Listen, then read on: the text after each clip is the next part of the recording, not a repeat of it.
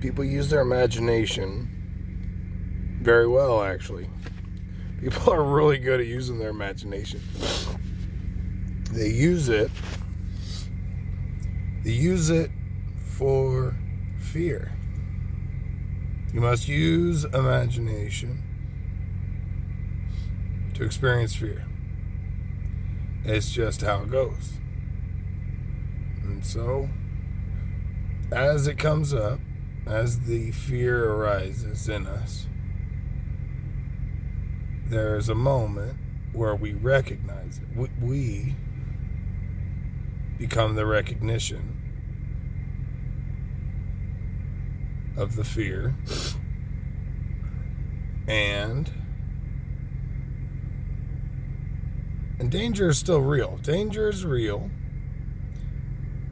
and fear is a choice. So feel free to find in you that part of you that is not imagining anything.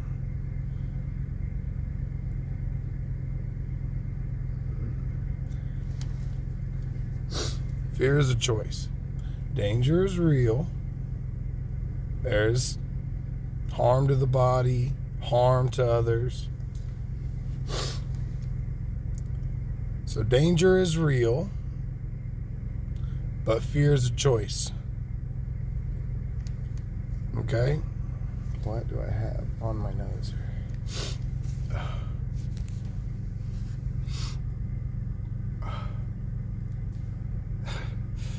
Shit. Oh well.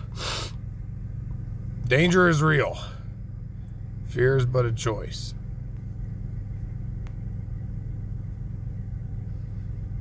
So what do we do with this? What do we do with this realization? It allows you to treat people how you want to treat them without fear of social consequences. And for those with very little awareness, this may sound like a pass to treat people horribly. But what I imagine most people experience when they have the opportunity to be kind and considerate and loving and accepting of one another, what they actually experience is fear of not exerting a certain amount of authority through frustration and anger. Emotional immaturity is expressed by many in a way to distance themselves emotionally from others, as to disassociate their emotional capacity with your opinion. They can only seem to do this through anger and frustration, as they may be deriving their value from a role that they don't want questioned.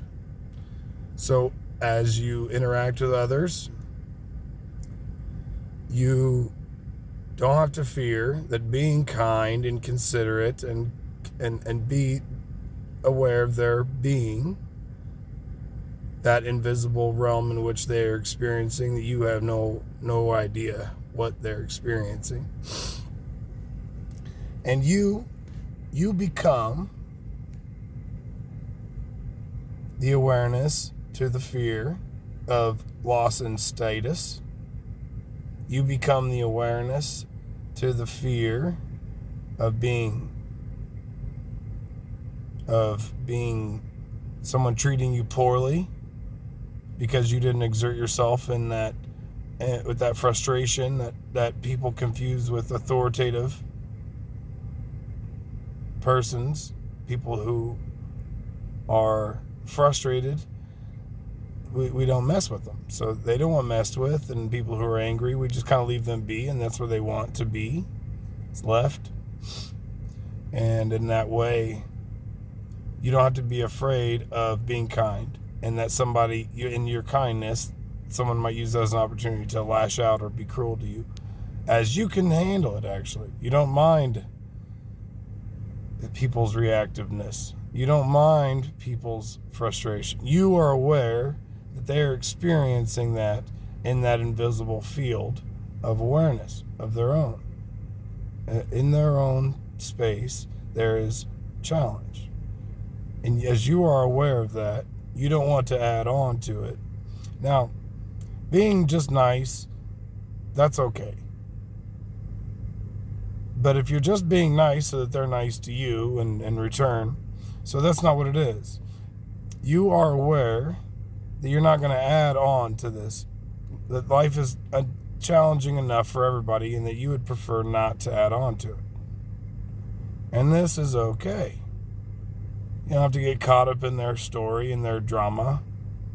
You don't have to fear them questioning your status or undermining you because you are kind and confusing your kindness for weakness. Allow them. Jesus says, turn the other cheek. If they smack you, let them smack you again. This is a more extreme version of it. But don't look a gift horse in the mouth. You don't know what being kind to those who are just kind to you, there is no reward. Not really. What reward is there? And so, being kind to those who are not kind to you, there is a reward, perhaps. And it waits for you in stillness. It waits for you when you are by yourself.